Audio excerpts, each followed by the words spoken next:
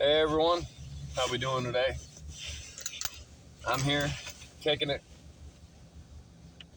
or not kicking it, I should say. Um, this video is about why over-the-road truck driving destroyed me and my life. Okay, and since nobody watches my rambling videos, I'm gonna make this one extra long. Anyone that ever does watch this are gonna be like, okay, well, if no one's watching it, why are you making it extra long? Just because. No, I really just want to get the honest truth out about why truck driving, over-the-road truck driving, quite literally destroyed me and my life. All right, so I went to Schneider Truck Driving Academy in June of 2008 and got on the road by myself. Probably, I think it was early August, late June. No, maybe, or July. Maybe it was July. So, there's so much with over-the-road truck driving.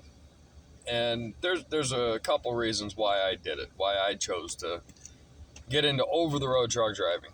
I didn't have a CDL before I got into over-the-road truck driving. I went to truck driving school to get a CDL to drive over the road. My dad was an over-the-road truck driver. He started driving truck over the road in 94, I believe, 93 or 94. And my mother's father drove over the road for almost 30 years. He retired, I think it was 2000, 2001. So I wanted to follow in the footsteps of my family, my father, my grandfather. And there was something about hitting the big open road that really did it for me. I didn't want to be a dump truck driver locally. I didn't want to drive locally. Although I did attempt that locally, not dump truck, but just local trucking. I did do that a couple times, but it was short-lived. So one cool thing is I did get the experience of team driving with my father. We team drove for, I think it was 8 months. I think I telling people 10 months, but I think it was actually closer to 8 or 9 months. It was fun, but living in a cab with somebody for a month at a time just usually is going to end sour, okay? Let's just put it there.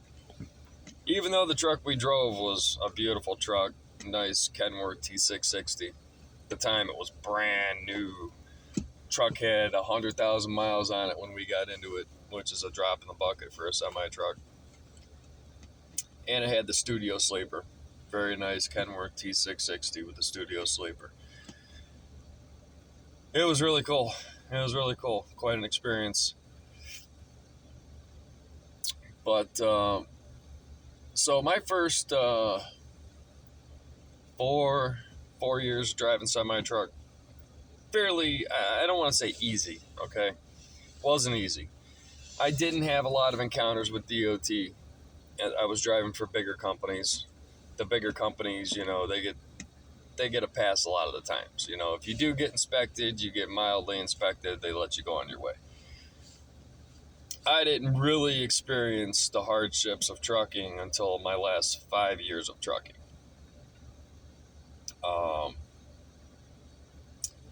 There is a lot of responsibility that goes with it. I mean, Way more responsibility than what people act like when they drive down the road in these fucking semi trucks, okay? I watch these guys. There ain't too many people that, in my opinion, are safe enough to be behind the wheel of a semi truck. Maybe that was because of the way I was trained through Schneider. Schneider did an excellent job of putting safe drivers on the roadway. Let me tell you. They drilled it into your head on how to stay safe. And if you didn't follow their protocol, you were out.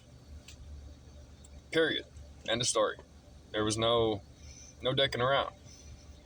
So when I obtained my CDL, I treated that sumbitch like gold. I treated it like it was my livelihood. I treated it like one bad mile is going to make that sucker go away. With that being said, I also knew that I wasn't going to make it a lifetime in trucking either. After my first year, I was contemplating ways to get out of it. The paycheck was always too good to just walk away. So in 2011, 3 years after I started driving semi-truck, I got with my ex-fiance. And of course, the only way you can make a woman happy is to have a good job, okay? And it's a double bonus for the woman for getting with an over-the-road truck driver because you're never home. You're gone at least 5 days a week, okay? You're gone at least 5 days a week. And boy, there's so much to cover. There's so much to cover. Which way to take it from here? So I got to back up to driving school. There is a friend, which I don't have many of. I'm going to put his name out here because I love the man to death. David Earl Hyde. This guy, we met in truck driving school, and there was a group of like 4 or 5 of us. We were kind of hanging out in driving school. But the bottom line for me is that I didn't go to truck driving school to make friends. I went there to study and to get my CDL and to make sure I got through. Okay. So, there was a couple days like after class where the group was going to go out, walk around Green Bay, Wisconsin. And every time I opted out. Okay. Schneider set strict guidelines. You weren't allowed to drink in the hotel room. You weren't allowed to drink in a bar. You were not allowed to consume any alcohol whatsoever while you were attending their class. Didn't matter. Okay, they told you. We catch you, we're kicking you out. Believe it or not, there was 5 schmucks that got kicked out of that class for consuming alcohol at some point in time, whether it was in their hotel room or in a bar or whatever. Yeah, 5 schmucks that got kicked out for drinking when they told them flat out, don't do it. You signed a contract. When you went in there the very first day, you signed a contract, dude. The instructor told the guys, if you can't go 2 weeks without an alcoholic beverage, you should not be an over-the-road truck driver. And that holds water, too. Okay, that holds a lot of water. If you can't go that time without drinking, you don't belong behind the wheel of a semi-truck. Now, that ain't saying that, once in a while you're parked, you want to walk over to the bar and have 1 beer. Okay. A couple times I did that in my whole 10 and a half years of driving truck. 1 beer was it. Shit was out of my system before my next driving period. So anyways, back to David. David went out of his way to befriend me. For some reason, the guy wanted to be my friend, okay? And the last day of truck driving school was very chaotic. Everyone taking their final road test, everyone taking the CDL test. Long story short, Dave and I got separated. We never seen each other again. We didn't see each other. We didn't get to exchange phone numbers. So after my training, out with my trainer for 2 weeks, and then going back to Green Bay, Wisconsin to retest for my CDL because I failed the driving portion the first time. Absolutely bombed it. I got nervous right off the rip. As soon as we pulled out the yard, I started making mistakes, and it was just mistake after mistake. But anyways, went back, passed it with flying colors. I only had five points off. Passed it with like 95%, which is flying colors. So I get out on the road by myself, and I was on the road for 2 weeks. And I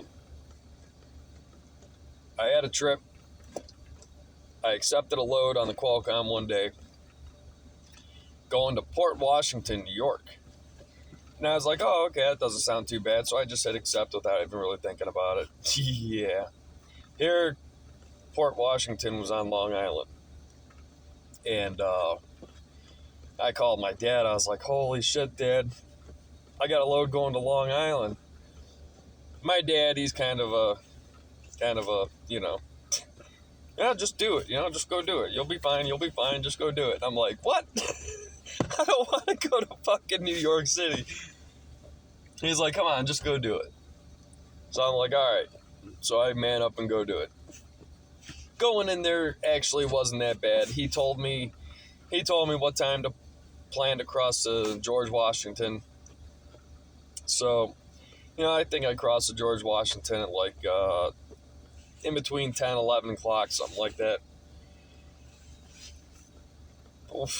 By God's good grace, somehow made it to the place where I was delivering to. I ended up going down some freaking residential streets, almost catching freaking power lines and shit. But I made it. I made it to where I was delivering to. That was the easy day. The next day was the absolute nightmare for me. I gotta tell this story because it was a nightmare. So as I was coming back west, I had to go into New Jersey. I don't remember where at New Jersey. Maybe it was Newark. Actually, no, it wasn't Newark. It was just a little further west. But Jersey can actually be just as bad as New York City. Okay, there's spots in New Jersey that, if you ain't familiar with it, it can be a fucking nightmare. Sorry, guys, I cuss like a truck driver if you can't tell. So, coming back towards the GW, I missed the exit for the Thrognex Bridge and ended up going towards Manhattan in the semi-truck. You can't take a semi-truck into Manhattan. So, come up to the next exit. All trucks over 12.5 must exit here. So I get off at this exit, come down the ramp, make a right-hand turn, and it was 2 lanes. I made my right-hand turn, and I stopped. Set the brakes, man. I was like that close to leaving that fucking truck right where it was and walking away and saying, fuck this forever, dude. I mean, just packed traffic. I did the smartest things I could think of. Okay, I got on the CB radio looking for some help. Got a bunch of smart asses fucking making fun of me and telling me a bunch of bullshit on where to go. They didn't know. They were just trying to get me in more trouble. Okay, so I get out of the truck. I walk up to a little gas station, asking some people on how to get back onto 495 East. Nobody spoke any English, dude. There was nobody talking any English in there. And the ones that did, they don't even know the roads. The people that live in New York City don't even know the fucking roads there, dude. It's crazy. So I walked back to the truck and get in it. And I was like, fuck, dude.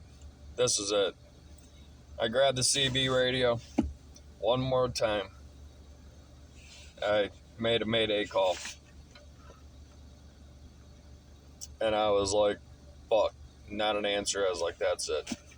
And just when I was about ready to give up, this old guy's voice come on the radio. He goes, yeah, driver, where you at?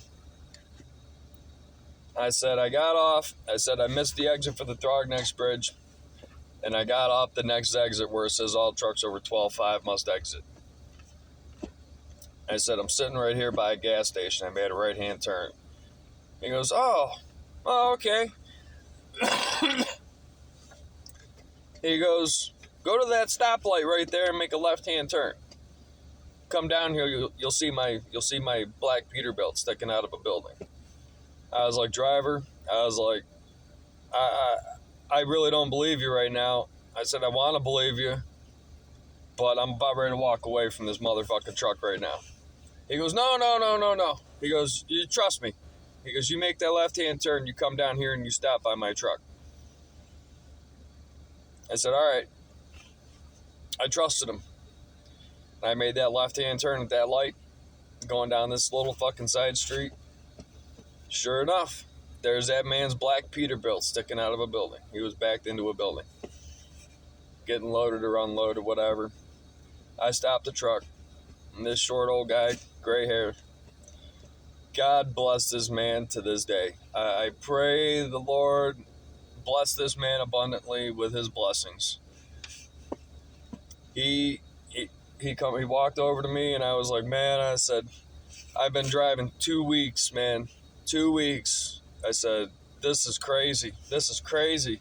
He goes, no, you're doing just fine. He goes, you're doing just fine. He goes, you're doing good. He goes, I'll tell you exactly how to get out of here. He said, don't you worry about a thing. Gave me such a boost of confidence. He told me exactly what to do. Told me, go down here, make a left. Go down, make another left. Go back. Get right back on 495. No problem. Worked out. Get over to New Jersey. What a nightmare. What a nightmare. It didn't end there. I missed what happened. Oh, I got in the express lanes coming off the GW. And when you get in the express lanes in New Jersey, you're done. You're done. You ain't getting out of them until they fucking end. Period. They're called the express lanes for a reason. Because there ain't no way out of it until it fucking ends. So, I missed my exit. And what a long, disastrous day, dude. Ay. Finally ended up getting loaded at this fucking place. Some rolled fabric type shit that was going to a military base in Georgia. So, I get down to Georgia. And I was not far away from where I was going. But I had to get on a 10-hour break. And the only truck stop close by was 15 miles in the opposite direction out of the way. So I had to go there. So I go there, park overnight, wake up in the morning, go inside to get my coffee.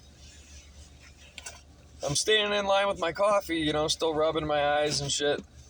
And there was one guy in front of me, another guy in front of him, and he was getting diesel fuel, paying for diesel fuel. And the guy turns around and he goes to walk away, and I look at him and I'm like, Dave! Fucking Dave! My buddy from truck driving school. And I was like, dude, what's up, man? I could not believe, the good Lord's divine intervention with him and I meant to be best friends. It was just crazy to me. Just crazy. Of all out, the whole country, and separate ways, not knowing shit about each other, where we're at, whatever. I go to the one truck stop and wake up and go inside and get a coffee at the exact time this guy stops there to get fuel. How crazy is that? So anyways, we exchanged phone numbers, and we never lost touch after that. We talked. We talked on the phone so much, my ear still hurts from it. I talked to him more than anybody. I talked to him more than my ex. I talked to him more than my mother. I talked to him more than my father. Everybody. I love David. I love David to death.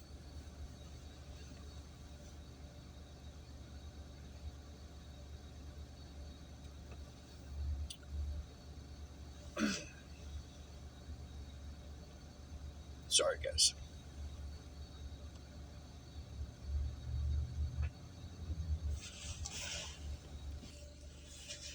Okay. Sorry there, I got choked up for a second. So, uh, I don't know if I gotta think of where I'm going from here.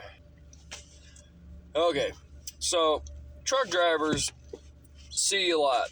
Truck drivers deal with a lot. Mobile inspections, weigh stations, inspections in the weigh stations. And, when I started driving truck, I ran paper logs.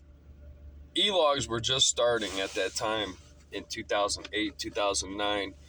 I think Werner was the first company to use e-logs.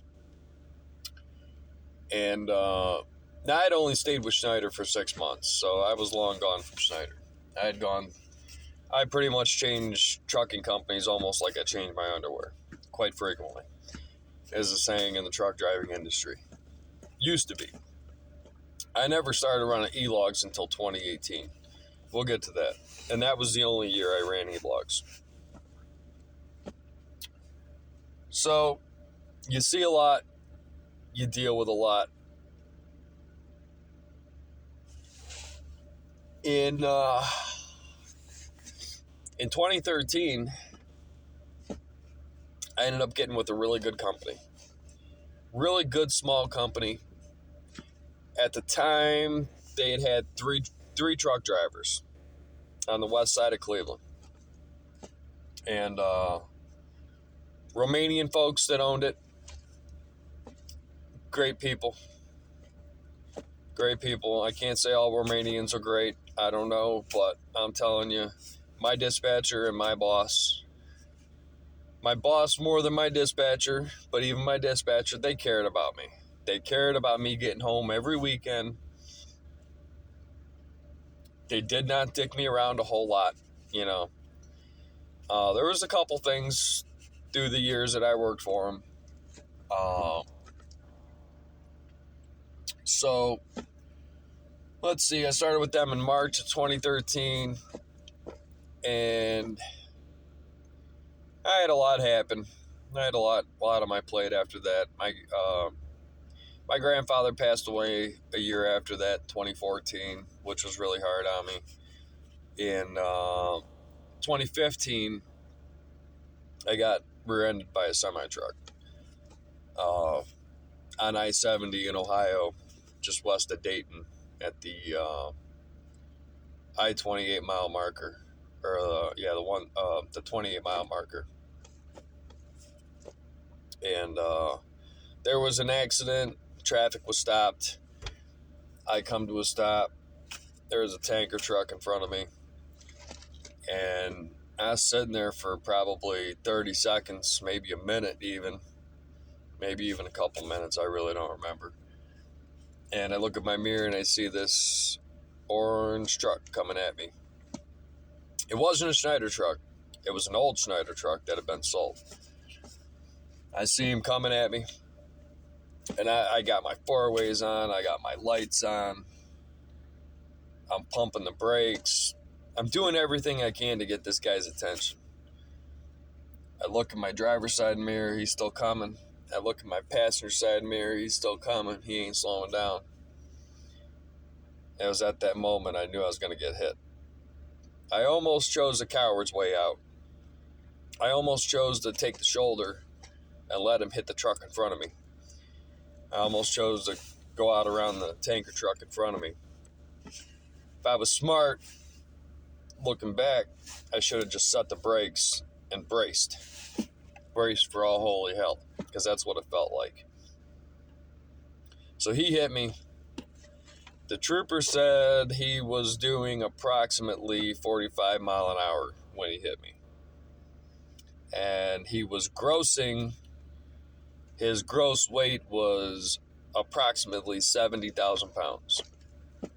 With the semi-truck, you can legally gross up to 80,000 pounds. 34,000 on your tandems, 34,000 on your drives, and 12,000 on your steers. And he hit me really good. fucked my neck up pretty good. And it scars your mental capacity. Some people, I know a couple guys that never bothered them. Shit like that never bothered them. They get back behind the wheel and go on down the road and never think twice about it. For me, it scarred me. For me, every time I seen traffic slowing down, even now to this day, if traffic stops in front of me, oh man, do I get nervous real fucking quick. So, let me fast forward now to 2018. Last year I drove semi-truck. I almost quit totally in 2017. I went back for one reason. I went back for two reasons. My boss upped my pay from 40 cents a mile to 52 cents a mile for running electronic logs. And the other reason is, this is bigger than the other reason why I went back, is I wanted to hit 1 million miles. I wanted to hit 1 million safe miles, okay? Safe is key. If you have 1 million miles that ain't safe, it don't mean nothing to me. If you have 1 million safe miles, you accomplish something in my eyes. It is absolutely hard to keep absolutely safe. So in 2018, running electronic logs, yeah, my cents per mile went up, but my overall pay went down. Okay? That's fucked up.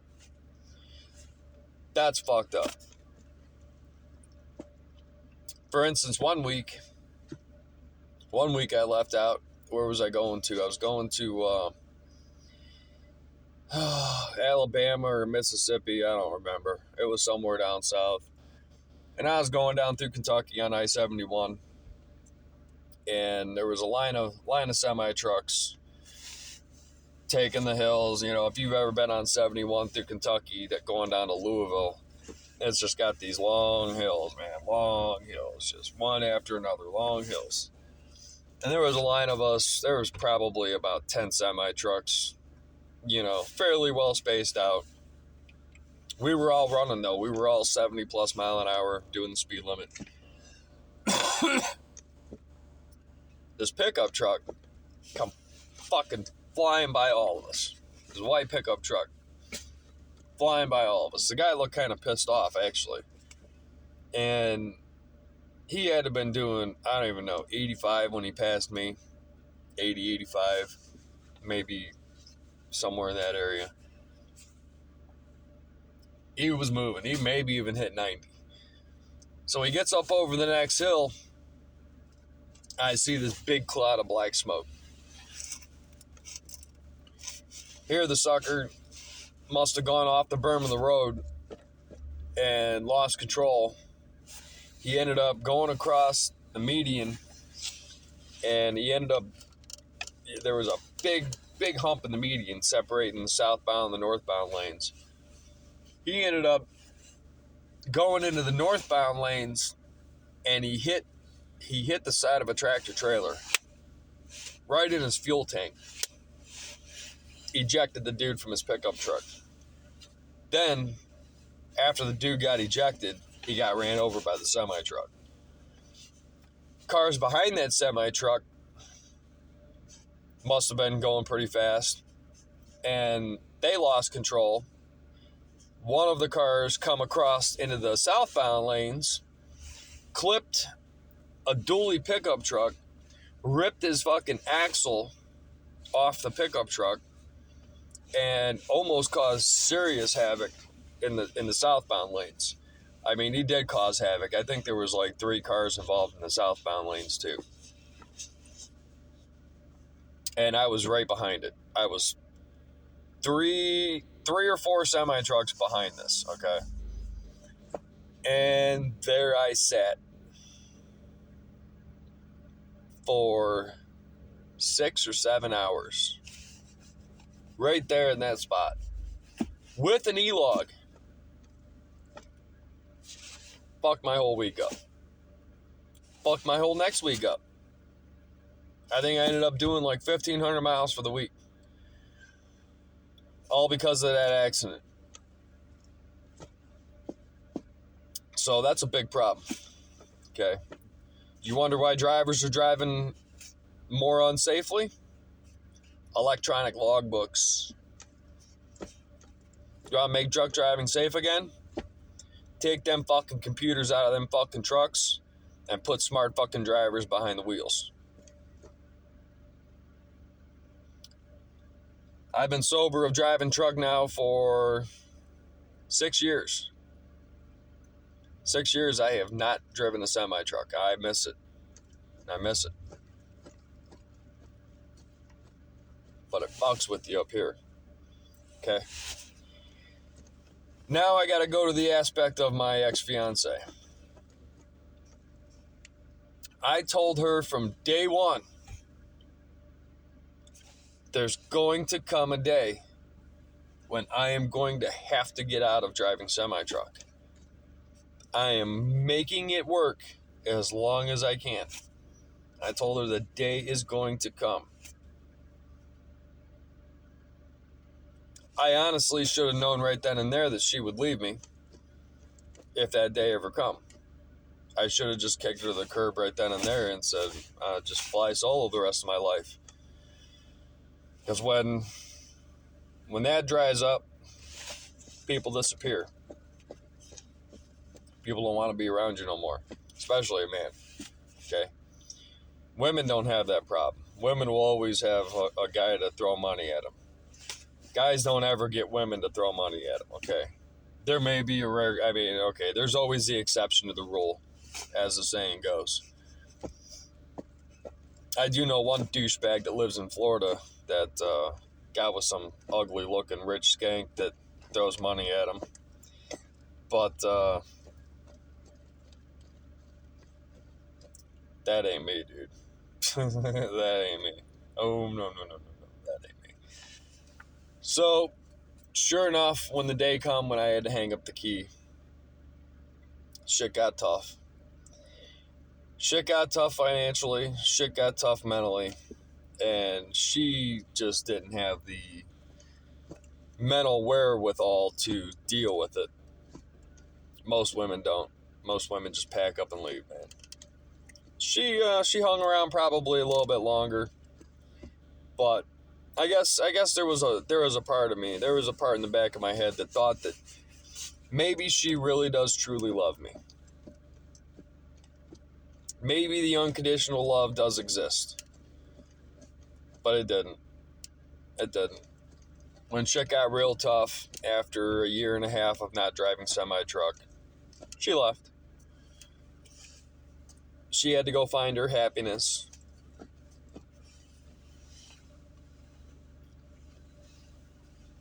How many guys can relate to that, huh?